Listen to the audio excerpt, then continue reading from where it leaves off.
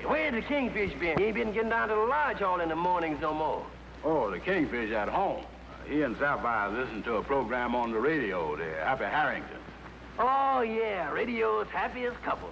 Oh, they wouldn't miss that program for the world. They really love it.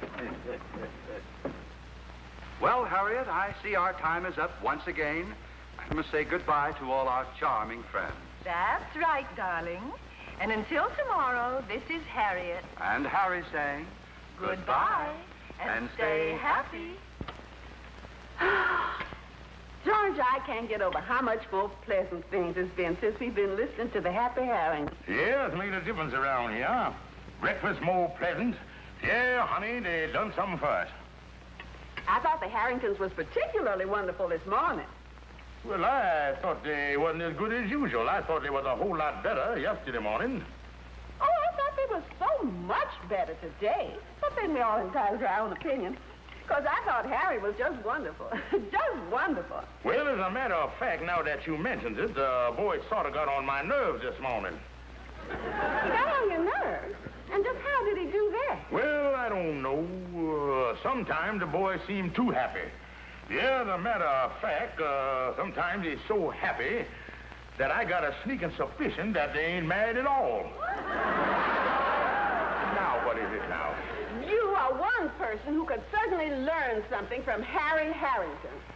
He's pleasant and jovial all the time. Sure happy. Sitting up there in that penthouse, wearing a $200 suit of clothes, sipping coffee out of a golden cup, and wondering what nightclub he's going to later on. George Stevens. What is it now? The Happy Harringtons has showed me something. Married people can be happy. And George Stevens, from now on, me and you is going to be a happy married couple. Do you understand? All right with me. I have always been the one that tried to bring a little happiness into the home. What you talking about? If there's any happiness here, I'm the one responsible for it. You brought happiness? Huh. You've been a sourpuss all your life. Don't you call me no sourpuss. I'm always trying to be gay and happy, you old crab. You gay and happy? Why, I know fellas in the death house that's gayer than you is. I done heard enough of this. George Stevens, me and you is going to have happiness around here if it's the last thing I ever do in my life. Do you understand? Yes, ma'am. And you can do the dishes.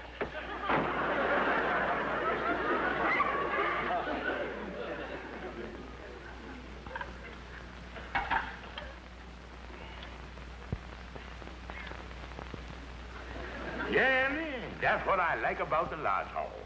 Here I has peace and quiet. Here I has comfort.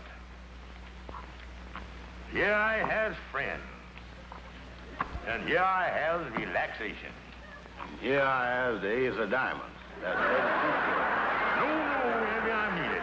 You don't know what it's like, boy, being married and trying to find happiness. The two just don't go together. Yeah, I guess you and Sapphire was fighting even before Dempsey and Furpo. You ain't had much happiness, did you? No, Andy, I'm afraid I ain't. Now, it's something I wouldn't want brooded around. But on our honeymoon, Sapphire and I had our first argument. She laid me out cold with a vase. Knocked you out on your honeymoon?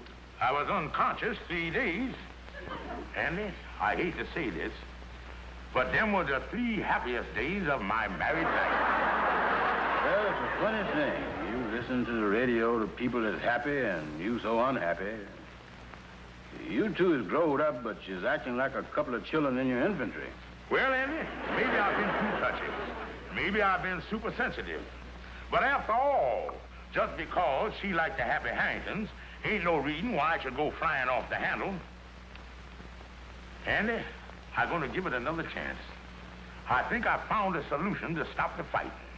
From here on in, I'm going to agree with everything she says. Everything. That's the thing to do. No matter what she says, you stay in complete accordion with her. Well, Harriet, that just about wraps up the program for today. Yes, Harry. And I hope all our dear, dear listeners will be with us again tomorrow, because we're going to have a wonderful, wonderful show. And until tomorrow, this is Harry. And Harriet saying goodbye and stay happy. They had a nice program. They certainly did. They did that. I agree with you 100%. They did that. That was a cute little number they'd done together, wasn't it? Cutest little number I ever heard. I agree with you completely. I do that. I do that. And it was a cute story, wasn't it, the way they found that little French poodle in Paris? The cutest story I ever heard. I agree with you 100%. I do that. I do that. What's the matter with you, George? Ain't you got no mind of your own? Well, I'm only agreeing with you. You could at least express an opinion of your own. Must I carry the whole conversation? Well, now, honey. You sat there and heard the whole program. Ain't you got no opinion, no ideas on it? Well, now that you spoke of it, I think Harriet was a little... That's ridiculous. Honey, I'm only agreeing with you. I don't want you to agree with me. What am I, a child that I have to be humored? Do you think I'm stupid? All right, so you're stupid. The program was the worst mess I ever heard. So, you've never liked the Harringtons, have you? All these mornings you've been sitting here listening to it and pretending to like it. Now, wait a minute, Sapphire. George Stevens, you've been living a lie. That settles it. You're the most impossible woman that ever lived. Don't you shout at me. I'll shout at who I please. This is my house, and a man's home is his castle.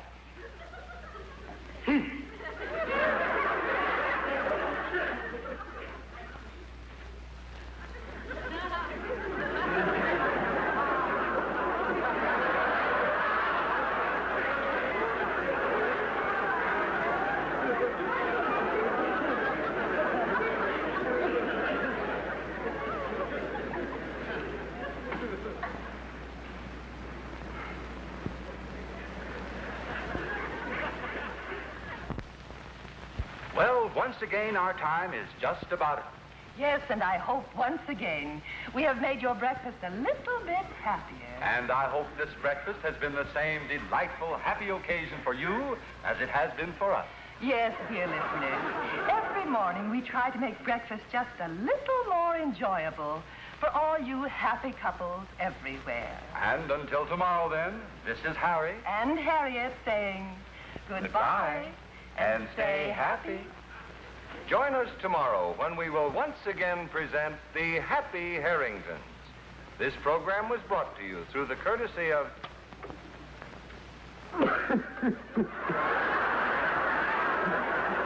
Oh, Sapphire.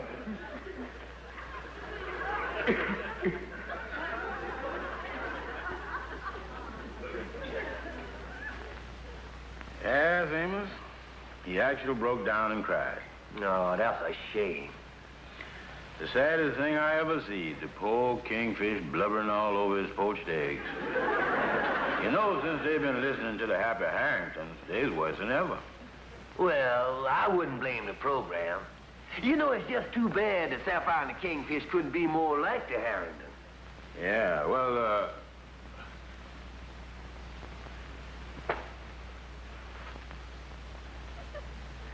Yeah, I think it just might work, Sapphire. Well, maybe you're right. Maybe the reason we fight is because I ain't like Harriet. Maybe I could be more happy. Amos, I'm going to try. I really am. Oh, that's nice. Amos, I think you got something there. That's right, Kingfish. If you tried being like Harry, maybe Sapphire going to turn out to be just like Harriet. Amos, you are a genius. Well, Sapphire started out to pattern herself after Harriet. Yes, Harry and I spent one of our most enjoyable evenings last night. Didn't we, Harry? Oh, indeed, we did. We had an early dinner at the Stork, and then Harriet and I joined a party of our friends for the horse show at the garden. Yes, and coming home, I was positively famished. And we stopped in at the quaintest little place right off Madison. It was simply exquisite.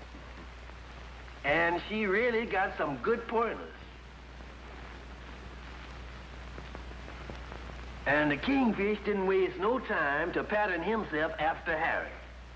Harry and I were at home last night to a small group of our most intimate friends. Yes, one of the most stimulating evenings we've spent in a long time. charming friends, delightful conversation. Oh, the conversation fairly sparkled with tidbits about the theater. And we chit-chatted for hours with Colonel Thorndyke. He's the one who was on that diplomatic thing, you know. And you had the apartment just perfect. One mass of flowers. Just a perfect evening, my dear. And the kingfish picked up some pointers, too. Let's see here. Flowers, candy, nightclub, charming friends, compliments, tea, lawn party, croquet, horseback riding, charming friends. Well, most of that sounds all right. But you got croquettes here. Do eating them make you happy? Oh, Andy, that's croquet. It's a game played with polo ponies. Oh, yeah. Yeah, but with the Happy Harringtons is their social life. They're always talking about being at the opera with Noel and chit-chatting at the theater with Tallulah. In other words, that's one of the reasons they is happy, because there's always chit-chatting with charming friends. So me and Sapphire gonna start chit-chatting with charming people. Well, there's only one catch there, Kingfish. You don't know this fella Tallulah. Where are you gonna get these charming and cultured people you was gonna chit-chat with? Well, Andy, that's where I'm gonna have to cut a few corners. I want you to get a hold of one of them gals of yours, and you and her is gonna be my charming circle of friends for the evening. Me get a hold of a gal? That's right, but be sure it's the right type. Cultured, charming, and refined. I got just the right gal. Rosemary De Winters. Good, good.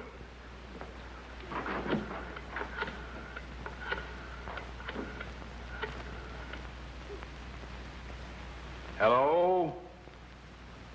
May I speak to Miss De Winters, please? Oh, I see. Well, when she gets off to Mango, will you have her call Mr. Brown?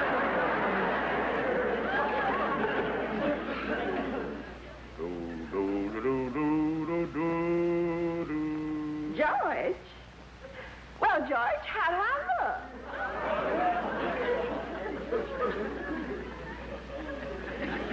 Well, honey, you look too wonderful. Yes, too wonderful. Oh, Georgie, you're an angel.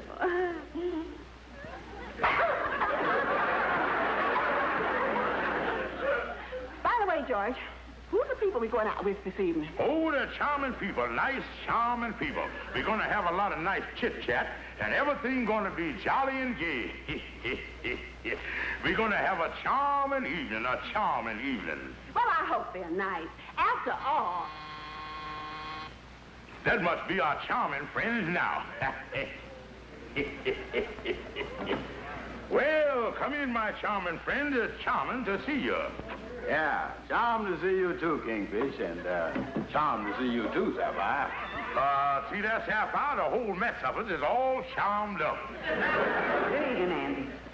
Sapphire, may I introduce you up with Miss Rosemary De Winters? She's going to be my fiancée for the evening. How do you do, Miss De Winters? Hello, Mrs. Stevens. Well, glad you charming folks got here. Can I take your wrap, Rosemary? Thank you, Mr. Stevens. Rosemary, you better put your wrap back on. You done lost the top of your dress. Oh, Andy, silly. This is the new strapless model that they're wearing now. Yeah, mighty pretty, too. Sapphire can't wear them things on account of her protruding collarbone. She counted last year when she listened to Watchtower.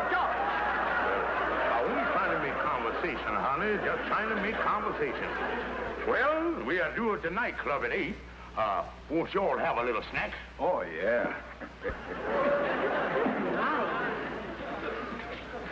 Mrs. Stevens, I don't like to hurry you, but it is rather late, isn't it? What do you mean? Well, we're going to leave for the club in about 5 or 10 minutes. Don't you think you'd better start getting dressed? Well, Dressed? Oh, yes. You don't want to go to a nightclub in that old house coat. I am dressed. And if you want to know my opinion, I think I look about 4 times as attractive as you do. Well, I can't think of no better time than now to start chit-chatting. Talk of interesting things, like the art, the opera, the museum, and all that kind of stuff. Well, is everybody comfortable? Good. Now for some interesting chit-chat. Yeah. Are you comfortable there, Rosemary? Yes, I am. Yeah. Are you comfortable in that chair, Sapphire? I have been for 20 years. The chit-chat seemed to be dragging a little bit, don't it? Ain't nobody been to the opera or the theater lately? Yeah, I was at the theater last night. Oh, the theater, huh? Well, tell us about it. Well, the first thing, Bubbles Laverne come out on the runway, and then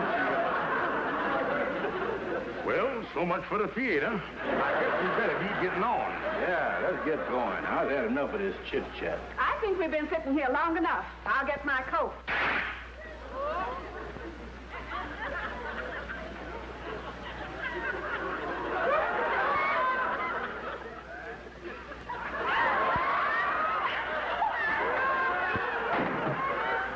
Well, so much for the charming evening.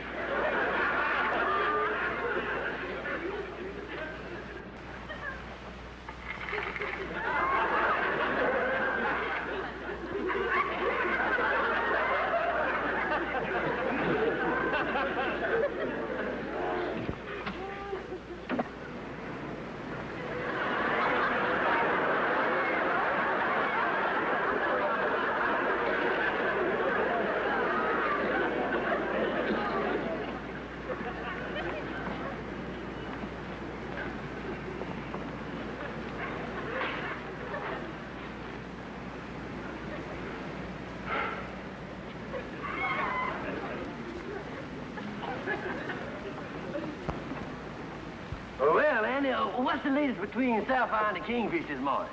Well, that picture's back on my wall again. He moved in for good.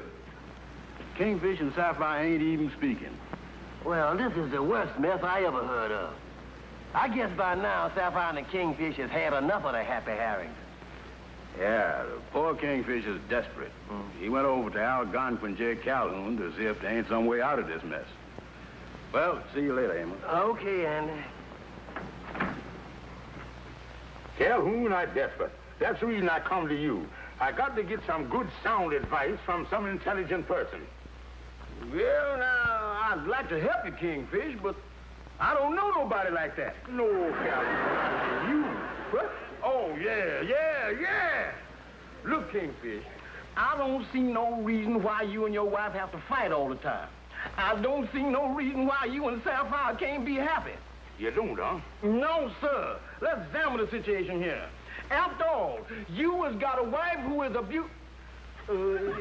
you was an intelligent... she got a personality that... your character is of such that both of you together is... Kingfish, you're a lot worse off than I thought you would.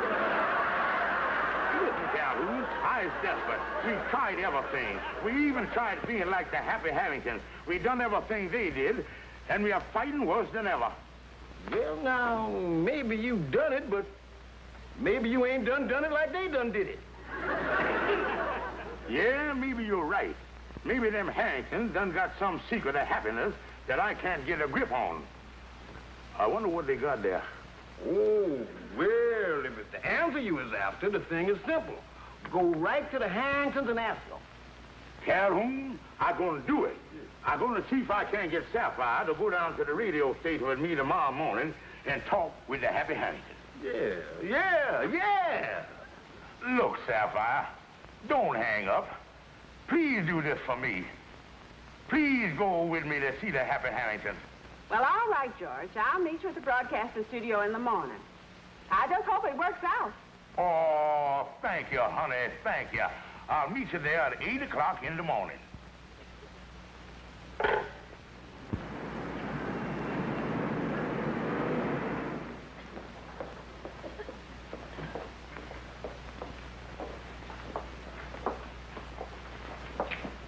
George, is you sure they'll see us? Oh, yeah, I done called, and they said they would see us in the dressing room before they went on the radio this morning.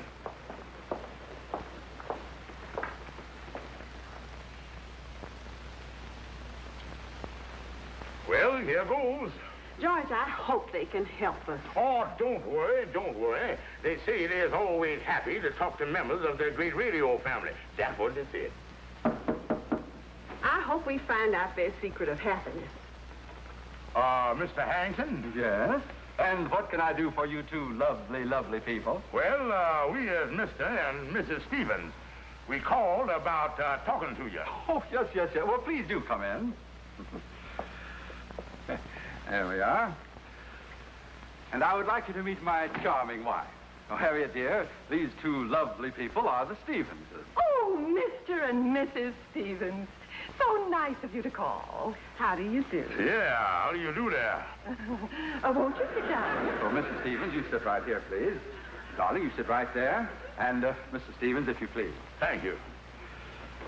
Now then, and, now, what can we do for you? Come now, Harriet and I are always ready to help members of our great radio family.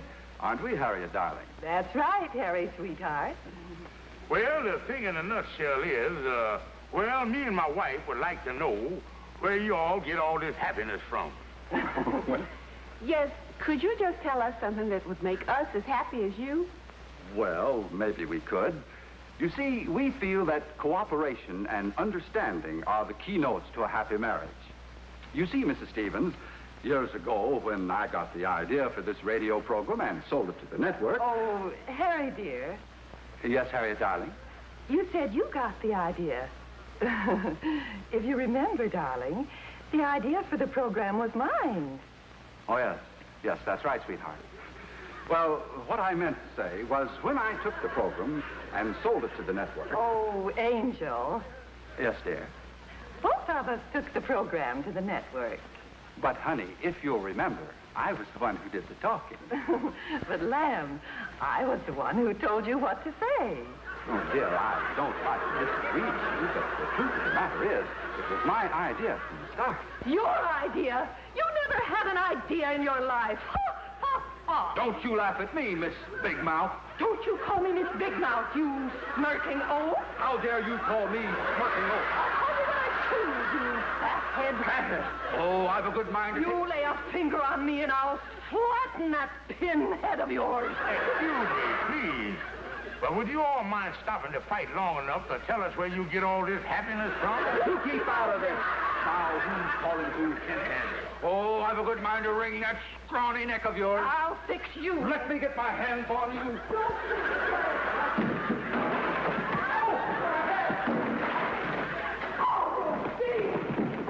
Yes, quick! Call the front office. The Happy Harringtons are at it again.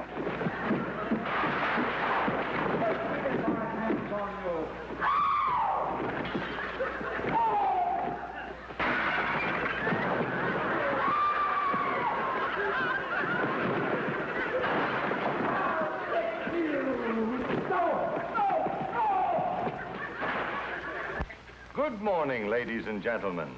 This is station KTIX, welcoming you once again to the happiest half hour in radio.